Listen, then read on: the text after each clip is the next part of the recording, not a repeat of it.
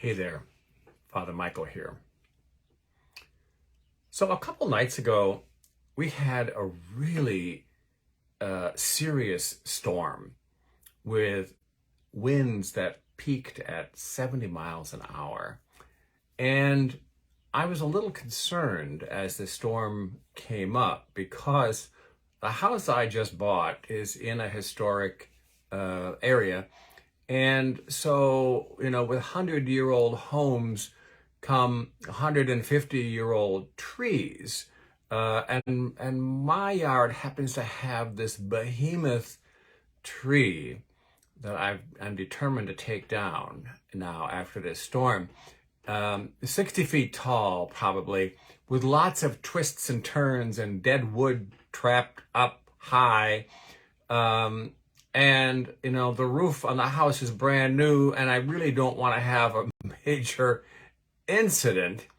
So the storm is coming up, and I'm concerned. And so now I'm like peering out the upstairs window, and I realize the wind is coming from the opposite direction. So if my big old tree is going to come down, it's going to take out the neighbor's house and not mine. So I decide that I'm going to go on the back of the house and watch the storm. I love to watch storms. I love them. So I go out there and I'm sheltered, over with the porch roof over my head. And I'm going to watch this whole thing unfold from a safe vantage point.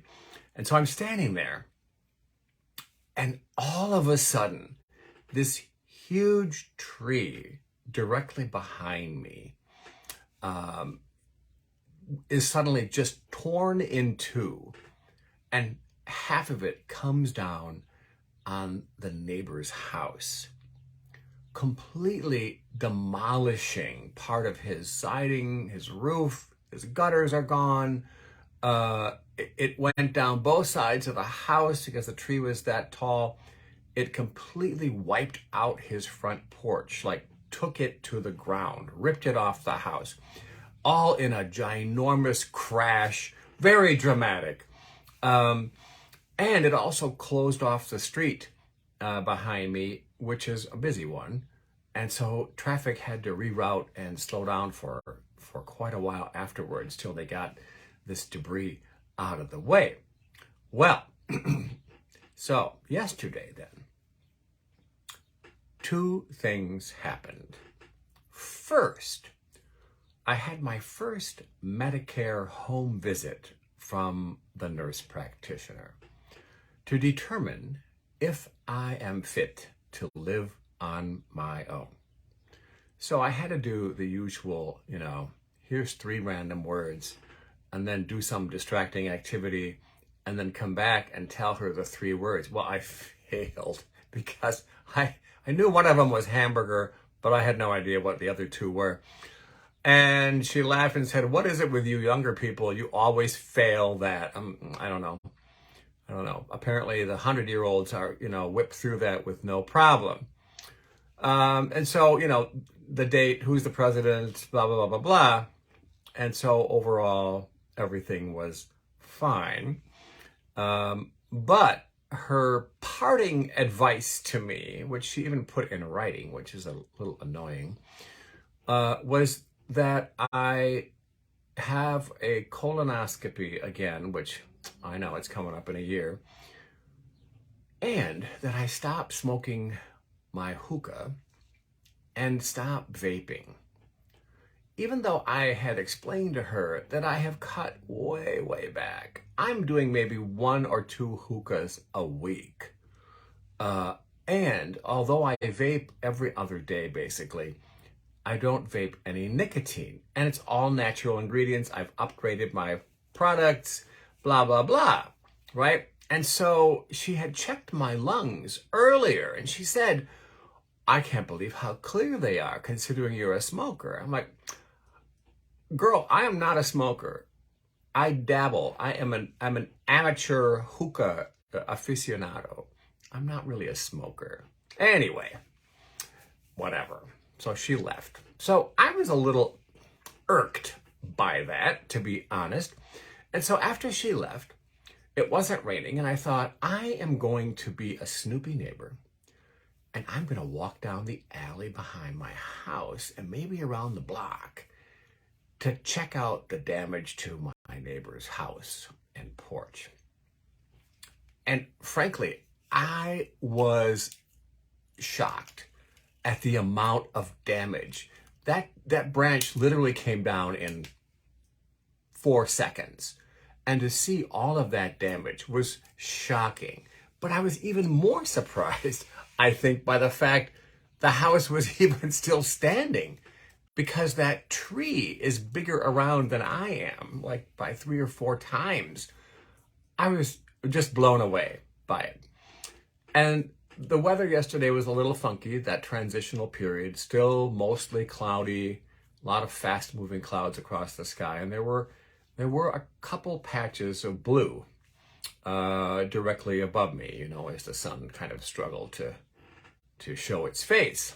So there I am, standing in the alley, gaping at the damage to my neighbor's house, amazed at the amount of destruction, having to watch my step because there's so much standing water everywhere, and there's like huge puddles everywhere in the alley, not to mention debris and other stuff, right? And so I'm looking up at the damage. I'm looking up at the sky, though, and I noticed that the edges of the clouds, where there are those little openings, those edges were, just on fire with light and illuminated with the sun's light. And it really felt like an awesome little meme for how God always seems to send light into whatever storms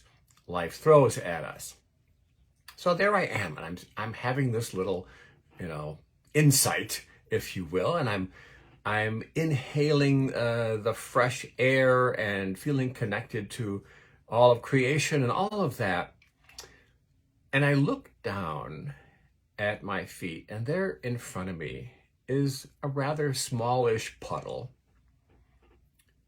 A little branch is broken off, and it's in the puddle. And of course, it's in gravel. So it's not like a clean puddle. But nonetheless, as I look down at the puddle, I see that little puddle is reflecting a tiny slice of that amazing sky above me, reflecting it in the surface of the puddle. And it occurred to me that the sky is like God, and I'm like the puddle. In comparison to the larger sky, I'm just like totally insignificant, microscopic. And yet, like the puddle, whose still surface was able to reflect and reveal the beauty of the summer sky, so too, even though I'm just a puny puddle, my own life can reflect the presence and the power of God. And the more still and tranquil my heart is, the more peaceful I choose to be in this world, the more of that divine light I'm able to reflect.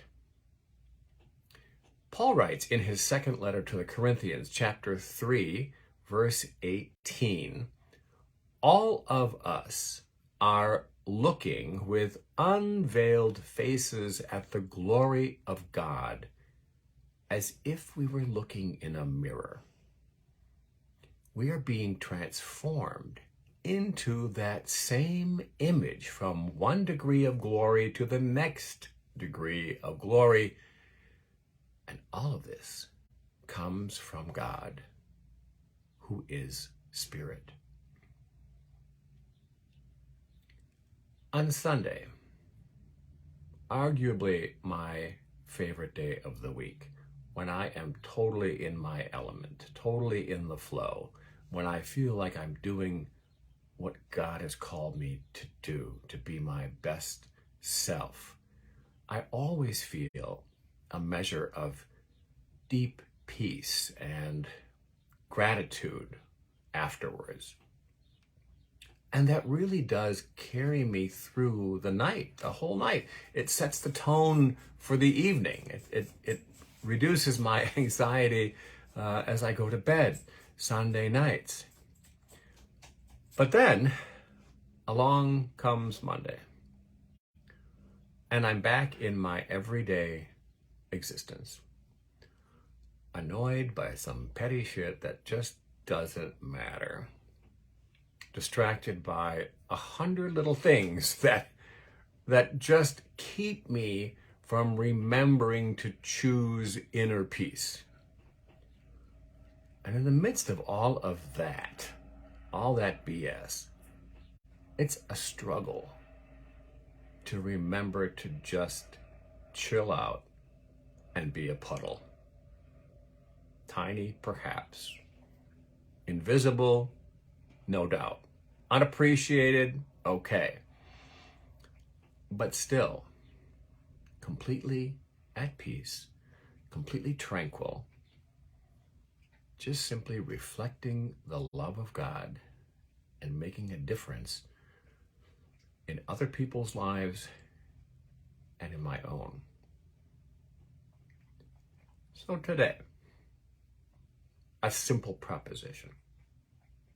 Whatever stresses that we're facing, whatever distractions there are in our lives in this moment, what if we just took a breath and chose to be at peace and trust?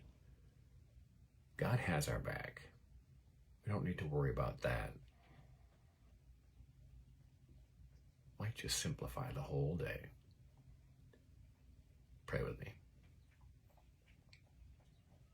Loving God,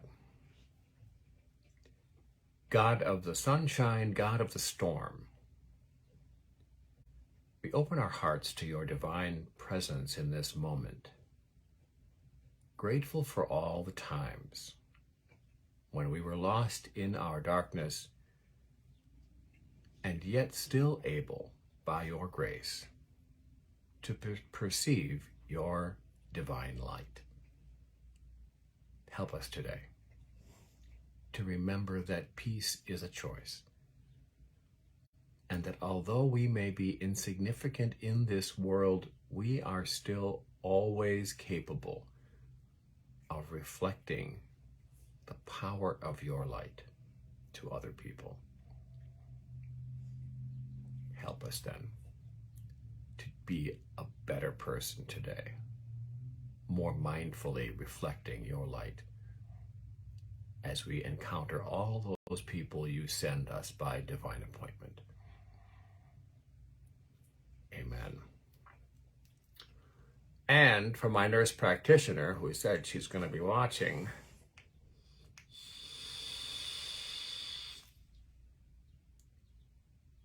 sorry.